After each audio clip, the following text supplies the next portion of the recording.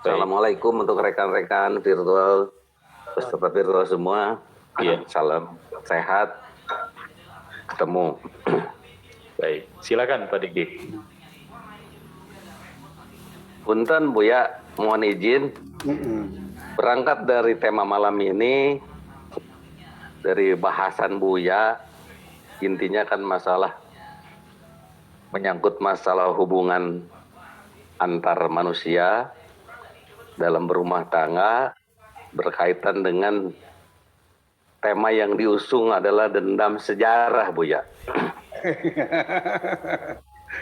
Tapi dalam masalah ini yang ingin saya tanyakan berkait dengan itu, tetapi kontekstualnya menjadi bagian dari imajinasi saya kepada hal yang selama ini mengusik pikiran saya, dalam arti ketidaktahuan saya, kekurangan referensi saya terhadap sejarah itu sendiri. Masalahnya begini, Buya.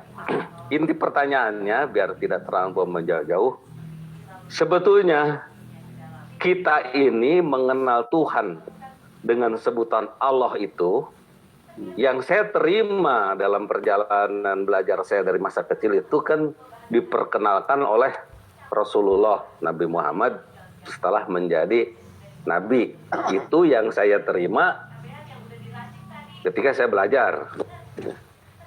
Tapi dalam sejarah tentang kelahiran Muawiyah diantaranya, kemudian sejarah Rasulullah juga diantaranya, ada sebutan-sebutan Allah di mana waktu itu belum masa kenabian Rasulullah. Contohnya, ketika Hindun binti Utbah waktu itu masih bersuamikan Fakih bin Al-Mughirah, belum menjadi istri Abu Sofyan.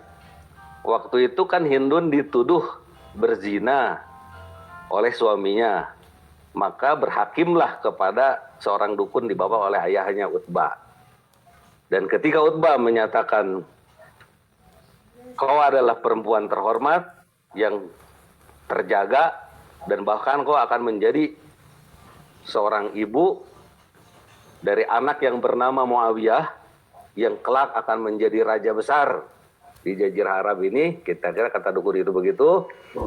Kemudian sang suaminya Fakih meraih dengan kembali kasih, merasa bersalah atas tuduhan itu. Dan ketika tuduhan itu tangan Hindun itu diraih oleh suaminya, Hindun menepiskan dengan mengatakan, demi Allah, seandainya aku punya anak yang akan jadi raja, saya usahakan bukan darimu, tapi dari seseorang. Maka sejak itulah dinikahi oleh Abu Sufyan. Itu dalam sejarah.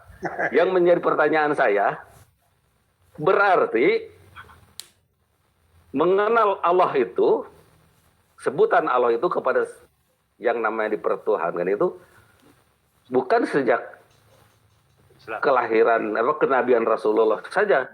Iya. Karena toh namanya ayah Rasulullah juga namanya Abdullah. Abdullah itu kan abdi Allah juga. Iya. Berarti istilah Allah itu sudah dikenal sebelum masa kenabian. Iya. Yang menjadi pertanyaan saya, Buya, apakah memang persepsi tentang Allah itu sejak Nabi Ibrahim itu sudah mengakar di bangsa Arab itu sampai saat kafirnya Quraisy? Apakah sebutannya saja yang akrab sehingga sumpah Hindun dia juga bersumpah atas nama Allah? Cuma yang dipersepsikannya bukan Allah yang laisa kamitslihi syai'un seperti apa yang diperkenalkan oleh Rasulullah. Jadi inti pertanyaannya itu, Bu ya. Mohon maaf barangkali kalau pertanyaan ini agak kurang layak disampaikan pada forum ini. Terima kasih, Bu ya. Assalamualaikum warahmatullahi wabarakatuh. Waalaikumsalam warahmatullahi wabarakatuh. Ini pada intinya tentang sejarah Allah. Kemunculan nama Allah, pra-Islam dan setelah Islam. Ternyata nama Allah itu ada di sana. Jadi kiranya seperti apa ini? Allah yang di zaman dulu, zaman pra-Islam, dan Allah setelah Islam, begitu, Bu. Iya. Jadi kata Allah sendiri sesungguhnya dalam pengucapan lafaz Allah sendiri, lidah Indonesia menimbulkan keanekaragaman. Ada yang bilang Tuhan Allah. Ada kalau Pasundan Allah ya. Gusti Allah. Kalau Gusti Allah. Kalau Jawa Gusti Allah. Allah. Si Allah. Ya. Ada Allah, ada Allah, ada Allah. Ya, ada Allah dan sebagainya. Itu tidak ada keseragaman. Bacaan yang pas sesuai dengan ilmu tajwid itu Allah, Allah bukan Allah, bukan O tapi A, Allah. Nah, suara sengau dari lam ketika diberi harokat itu sebetulnya kan Allah. Lam fathah la, lam kasroh li, lam domah lu, nggak ada lu. Kok Allah? Itu kan ada suara yang berbeda. Nah, telusur punya telusur. Karena awalnya adalah imam ahli sorot, ya, sebagai pakar sorot, Imam Sibawayh, itu dia berhipotesa bahwa lafaz Allah itu berasal dari ilahun. Lihat gambarnya, ilahun itu alif, ini hamzah, kasrah i. Nah, ilahun lamnya nggak pakai alif ya, tapi harokatnya berdiri. Ilahun ini asal kata Allah setelah diberi definitif artikel seperti al, seperti the, ya. Jadi dikasih alif dan lam. Nah, lalu menjadi Allah. Saya tidak sepakat dengan teori semacam ini. Karena kalau asalnya ilahun dikasih tambahan al seperti madrasatun al madrasatu, insanun al insanu. Nah, maka ilahun pun yang menjadi al ilahu. Kok jadinya Allah? Nah, apa argumentasi Anda hamzahnya hilang? Itu tidak terjawab.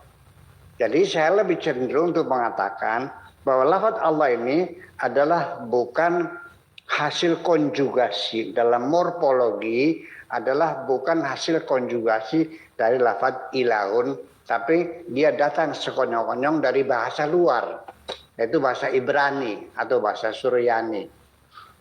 Jadi bahasanya orang-orang Yahudi dulu, seperti Nabi Musa juga ketika di Gunung Tursina, di balik pohon, itu Allah mengatakan, innani anallah ikhla'na alaika innaka bilwadil muqaddasi tuwa, bukalah sandalmu karena engkau ada di lembah yang suci. Innani anallah, aku adalah Tuhan, aku adalah Allah. Jadi Allah itu adalah lafaz yang tidak dibuat dari konjugasi, tetapi diambil dari bahasa Ibrani. Seperti juga ketika kita memanggil ya Allah, ada dua bentuk memanggil Tuhan. Ada ya Allah, ada Allahumma. Ya kan gitu. Ya Allah dipanggilnya adalah pakai ya nida namanya. Menjadi ya Allah, ya Allah. Ada lagi pakai mim. Ya-nya diganti menjadi Allahumma. Jadi mim ini adalah asalnya ya, ditaruh di belakang diganti mim. Jadi Allahumma. Tapi ingat, orang-orang Yahudi pun kalau manggil Tuhan bilangnya Elohim. Jadi Allahumma ini adalah hasil konjugasi bahasa Arab atau memang mengadopsi dari bahasa asing. Nah, saya lebih cenderung bahwa lafzul jalalah Allah itu adalah lafaz yang sejak awal sudah diucapkan oleh para nabi-nabi sebelum Nabi Muhammad sallallahu alaihi wasallam. Akan tetapi nanti pada akhirnya ini penting juga saya tambahkan, sementara ini pertarungan dalam mendeskripsikan Tuhan dalam pikiran masing-masing, terjadilah gejolak sosial yang sangat sadis sekali. Korbannya sampai 10.000 orang-orang Mu'tazilah, 10.000 intelektual, ya, para intelektual Islam itu habis dibunuhin, pertarungan antara Mu'tazilah dengan Sunni, di mana Asy'ari itu mendeskripsikan Tuhan dengan sifat-sifat berbicara, mendengar, melihat dan sebagainya secara letterlek apa adanya. Sedangkan Mu'tazilah mengatakan bahwa sifat-sifat Allah itu tidak mungkin, masa sifat Allah 20. Masa sifat Allah dibatasi 20? Tidak terhingga. Jadi sifat-sifat yang Allah yang kita pelajari di madrasah itu adalah metode Imam Asy'ari dan Imam Maturidi lah, hampir mirip. Maturidi 13, Asy'ari 20. Itu memaknainya adalah setelah letterlek itu Tuhan. Tetapi kata Mu'tazilah bahwa sifat-sifat Tuhan yang nanti, bagi saya nama apapun kau sebutkan namanya, yang penting substansinya yang sama. Bisa saja namanya Tato, tapi ini orangnya gemuk, tapi Tato ini orangnya kurus, berarti kan beda. Betul nggak? Nama bisa sama, substansi berbeda. Tapi sekalipun nama berbeda, kalau substansi itu ya berarti sama. Nah, di situ persoalan. Jadi sifat-sifat Tuhan yang digambarkan oleh Ahlus Sunnah wal Jamaah itu adalah sifat-sifat Tuhan kemanusiaan. Jadi melihat, mendengar, berbicara, berkehendak dan sebagainya, sami'an, basiran, mutakaliman dan sebagainya, itulah sifat-sifat kita. Jadi kesimpulan Mu'tazilah bahwa sifat-sifat yang mereka sebutkan itu maknanya makna majaz, majaz. Jadi bukan sebenarnya. Jadi artinya bahwa ketika Tuhan melihat, ya tentunya tidak pakai mata seperti kita. Ketika Tuhan berkuasa, dia punya tangan. Kalau sementara Asy'ari kan, ya Allah punya mata, Allah punya tangan, Allah punya kaki, kan begitu. Seperti visualisasi ya Tuhan dengan ini.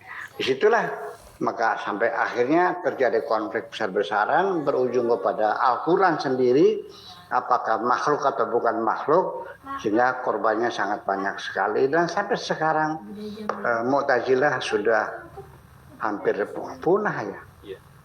Kalau seandainya Mu'tazilah itu hidup, tentu kita akan lebih hebat barangkali mungkin ya.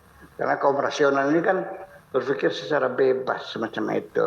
Jadi pada kembali kepada masalah lafzul jalalah ini, ya saya kira sebutan Allah itu adalah bukan dicetak oleh bahasa Arab, tetapi mengadopsi bahasa luar, yaitu bahasa Ibrani. Saya kira seperti itulah Pak Edi. Terima kasih.